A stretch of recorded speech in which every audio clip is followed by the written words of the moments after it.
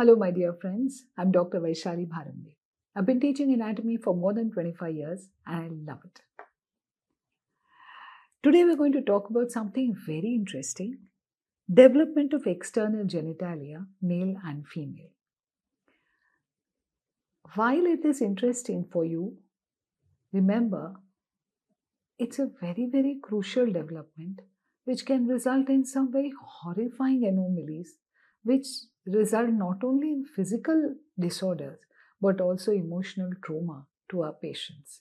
So let's look at this lecture, understanding the gravity of what we are learning today. Come.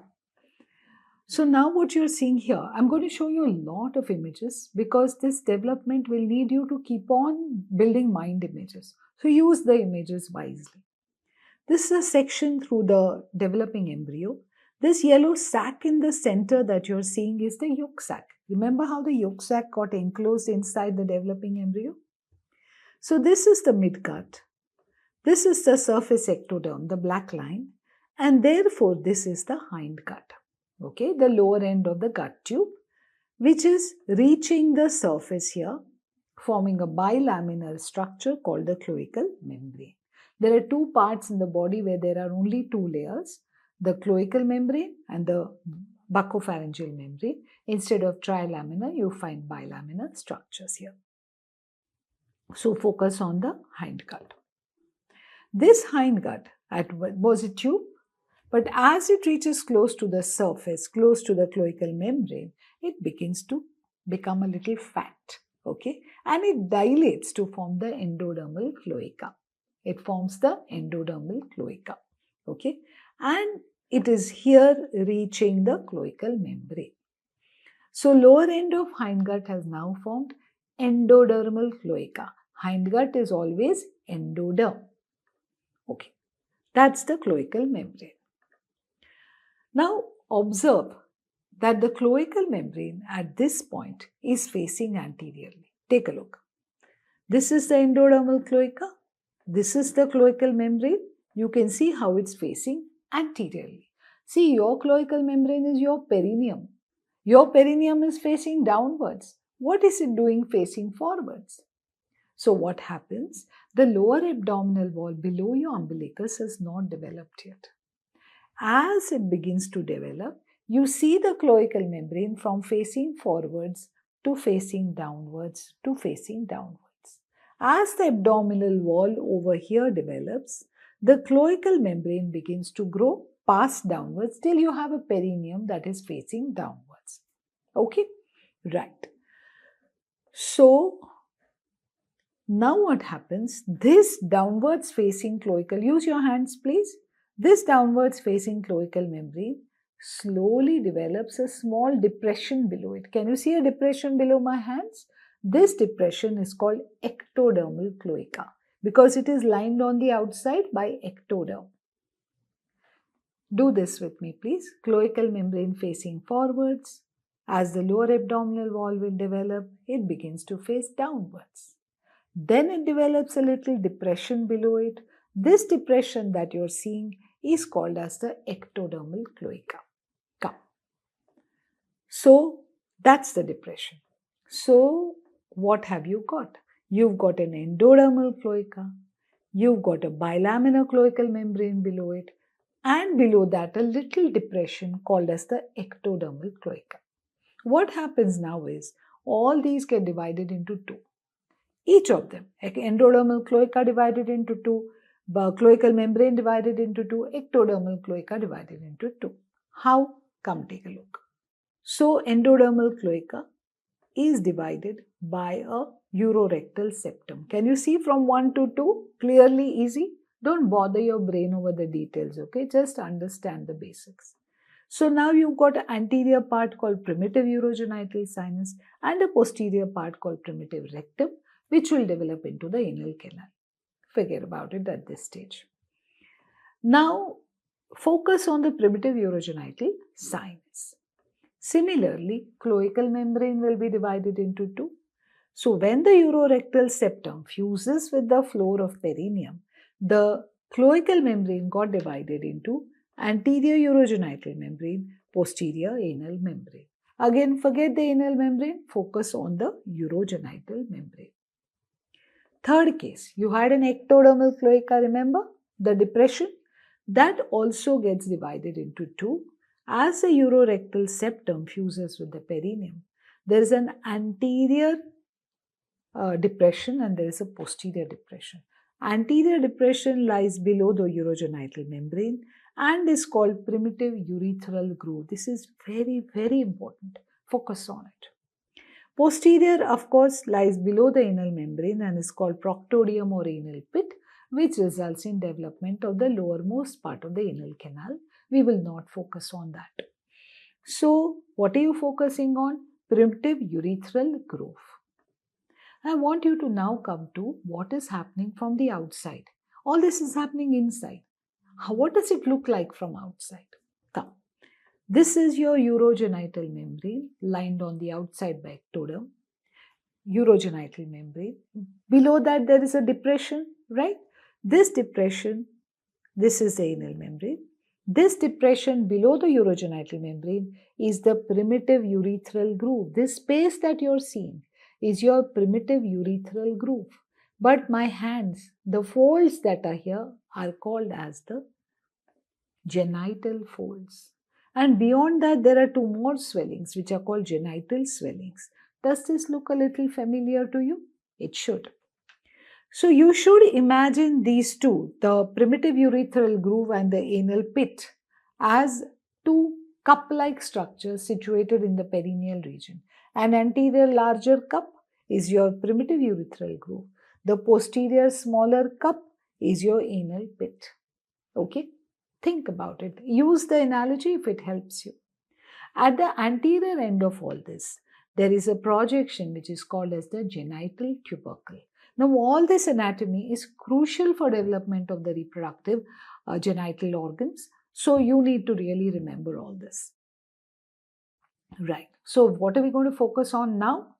Primitive urogenital sinus, urogenital membrane below it, and the primitive urethral groove below that. Primitive urethral groove, cranially bound by genital tubercle, on the sides bound by genital folds and genital swellings. Clear? That's what you're going to focus on. Right. So now let's talk about fate of the primitive urogenital sinus. Understand that this is your primitive urogenital sinus divided by mesonephric duct into an upper part called vesicourethral canal and a lower part called definitive urogenital sinus. You don't have to remember everything, but I want to slowly bring your attention to this definitive urogenital sinus, which is the lower part of primitive urogenital sinus. Okay, definitive urogenital sinus. Now what happens? Definitive urogenital sinus gets divided into a pelvic part and a phallic part. Again, focus on the phallic part. Pelvic part contributes to development of the urethra, upper urethra, which is not of significance to you at this moment. Focus on the phallic part of the definitive urogenital sinus, which is related below to the urogenital membrane. Can you see how it's bilaminar? This is endoderm, this is ectoderm. Okay, right. So that's the male reproductive system. This is the prostatic urethra, membranous urethra, spongy urethra. You are going to focus on development of spongy urethra from the phallic part of the definitive urogenital sinus. Right. So that's the phallic part of definitive urogenital sinus where I want you to focus. However, I've put up this table because it may help you to learn about the rest of male reproductive system beyond purview of present class. Right. So this is the definitive urogenital sinus. This bilaminar structure is urogenital membrane, and this depression below it is the primitive urethral groove. We have finally brought ourselves to that point from where the male or the female reproductive system can develop. Now things will go very fast if you have understood this much. Okay. Externally, it looks like this. This is the primitive urethral groove. This is the urogenital membrane visible through it. This is the genital tubercle present cranially. Genital folds on either side. Genital swellings beyond that. Make this Knowledge 100% imprinted in your brain. Now what happens? Development of the male external genitalia. Remember, androgens are a must for this. If there aren't enough androgens, there's going to be a problem. Come. So now that's the genital tubercle, which begins to grow forwards in the anterior direction, developing what is called as a phallus. Okay, so that's the phallus. If you take a section of it, it looks like this. This here is the primitive urethral groove. Remember primitive urethral groove? If the genital tubercle grows forwards to form a phallus, the groove grows forwards along with it. I'll explain it better. Wait it out. Now, the phallic part of definitive urogenital sinus elongates ventrally, with the groove, primitive urethral groove, following on the inferior surface, bound on either side by the two genital folds. Can you imagine this? The two genital folds are present on the side. The urethral groove is growing forwards along with the phallic projection. Now what happens? The floor of this is formed by the urogenital membrane. Orient yourself. If I take a section through the phallus, what will I find? It's covered on the outside by the ectoderm. Remember that. It's covered on the outside by the ectoderm. Now, the genital tubercle elongates to form the phallus, which later will form the penis in the male or the clitoris in the female. If I take a section of it, it looks like this, covered by ectoderm with a core of mesoderm. Okay? And this here is the primitive urethral groove. Make that default knowledge. Okay? What happens now is, from the definitive urogenital sinus, a solid cord of cells grows into this phallus. Can you see that? Inferiorly, that's a primitive urethral groove. And the groove is continuing growing forwards, bound on either side by the genital folds. That's a primitive urethral groove. These are the genital folds. A urethral plate enters into this. That's the urethral plate. That's the urethral plate. So in that structure, a urethral plate of cells have grown in. What are these cells? Are they ectoderm, mesoderm, endoderm? Obviously, they are endoderm because they have come from definitive urogenital sinus. So this is your endodermal cord of cells entering into the mesodermal phallus surrounded by ectoderm. Getting complicated? Use images. Don't get disturbed. Right. That's the genital fold. Now what happens? This is something we need to stress on. Covered by ectoderm, core of endodermal urethral plate with the surrounding mesoderm.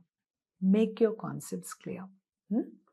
Next step is canalization of the endodermal cord. These cells become canalized and a tube is formed. Okay, this is the tube that's getting formed. Canalized urethral plate.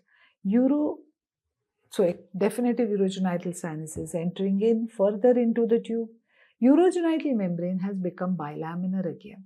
Okay, that's the endoderm, that's the ectoderm, bilaminar. Now what happens is that the urogenital membrane ruptures. Okay, so there is a deep groove now on the perineal part of the male. There is a deep groove which is called as definitive urethral groove. Okay, the entire surface of the phallus is grooved deep. Okay, so that's the definitive urethral groove bound by urethral folds. Now what happens is that this deep groove now begins to close. Everybody fuses.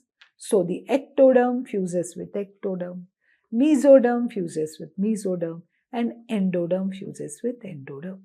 And suddenly you can see something that very much looks like a spongy urethra surrounded by penile tissue. But funnily enough, can you see that it has not reached into the tip of the phallus? So what happens now is that This spongy urethra that has got formed up till now, endodermal urethra, begins to open on the under surface of that penis. Okay? You can see here there is a clear median raphe, which you will see in the adults also, indicating the point where the fusion took place. Fusion of the genital folds. So you can see these are the two genital folds that have fused.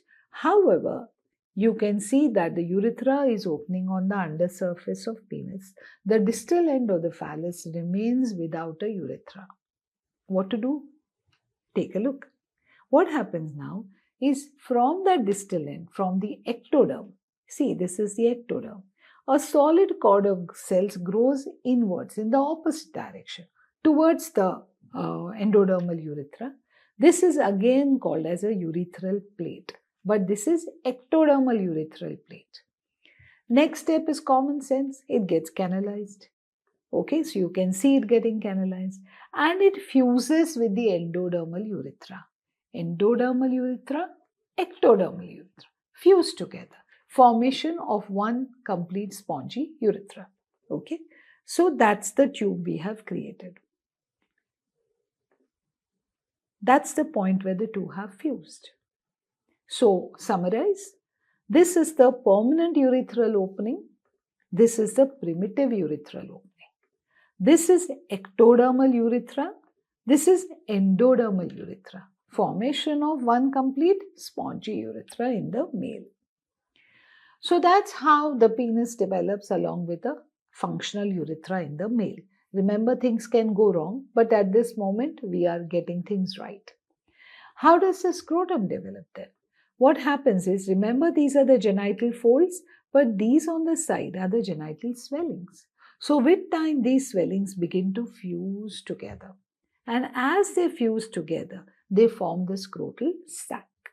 You can again on the outside see a medial raphe indicating the line of fusion. You can see something similar. Distally, this is the development from the genital tubercle, and this here is the external urethral orifice. This brown structure which I have drawn is formed by the fusion of genital folds. So this is how the male reproductive system or male external genitalia develop. Just a little last bit, okay. So this is the ectodermal covering of the penis. This is the glans penis. You can see that there is a little bit of an ingrowth happening inside. As this ingrowth happens, over a period of time, certain amount of breakdown of tissue takes place, resulting in development of what is called as the prepuce. So, this is how a prepuce develops. Meanwhile, this turquoise colored tissue that is drawn is mesoderm, which will develop into corpus cavernosum and corpora spongiosum. So, that's the erectile tissue that comes from the mesoderm.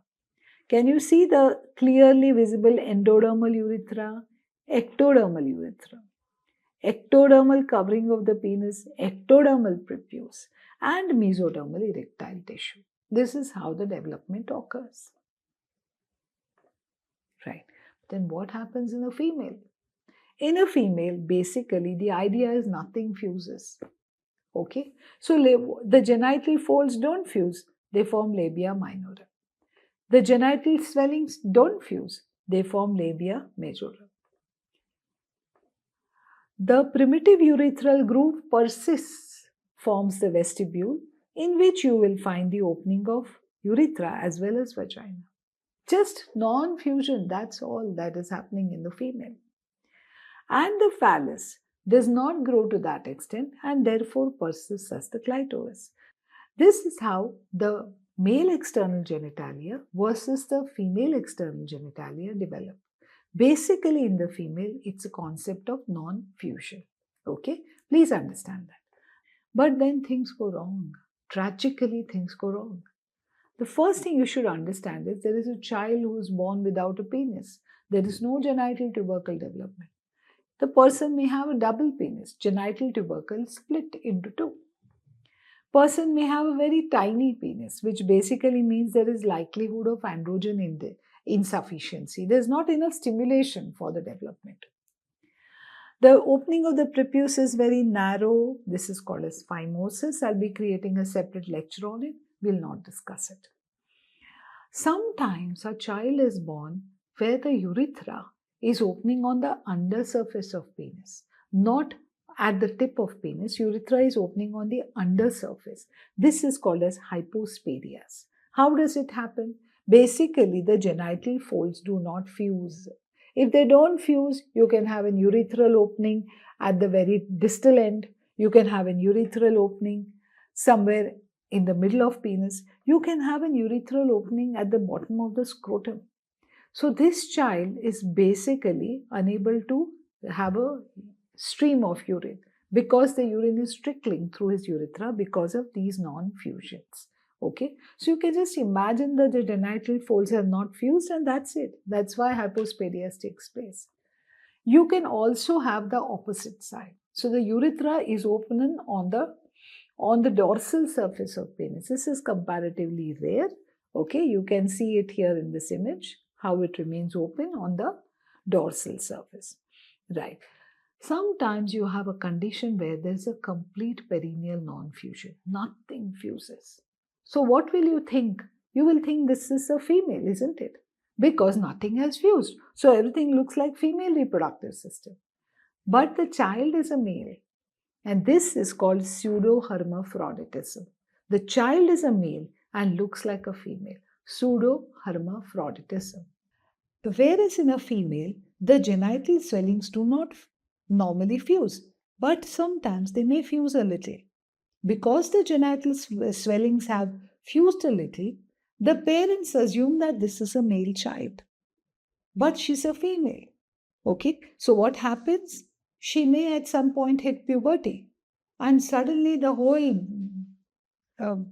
crashes for the child when he realizes that he is really a female. Okay, so that's how external genitalia, when they are in an ambiguous state, it's important to use modern techniques like karyotyping or whatever else you have at hand to diagnose the child genetically, not on the basis of purely what appear to be the genitals of that child.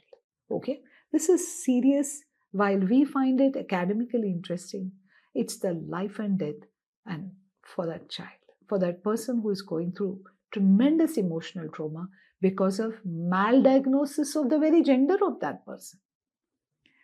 Right. So what have we learned today? We've learned a lot. I'm thankful for your patience. It's not an easy class, and you seem to have seen it through. Now that if you're here at this stage, you've seen it through. Good for you. So what did we learn?